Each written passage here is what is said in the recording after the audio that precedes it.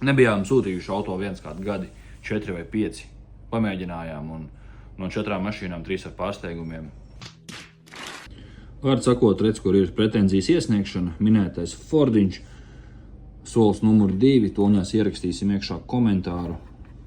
Droši vien to es nerādīšu, tur būs pārāk garlaicīgi, tas būs garš teksts. Un sūtīšu projām un tad skatīsimies, kas no tā būs, ko atbildēs, ko piedāvās un kāds būs risinājums piedāvātais. Ļoti iespējams, ka piedāvās 100 eiro voucheri nākamajam pirkumam. Bet skatīsimies, informēšu un es domāju, ka būs vērts pasakot līdz šim, kā attīstīsies un vai ir iespējams kaut ko atgūt.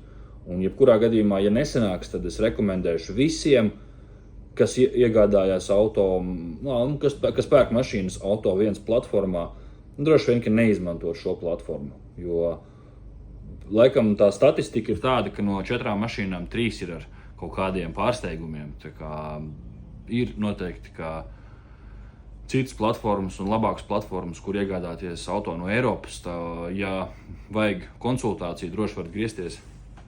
Nebijām sūtījuši auto viens kādu gadi, 4 vai 5.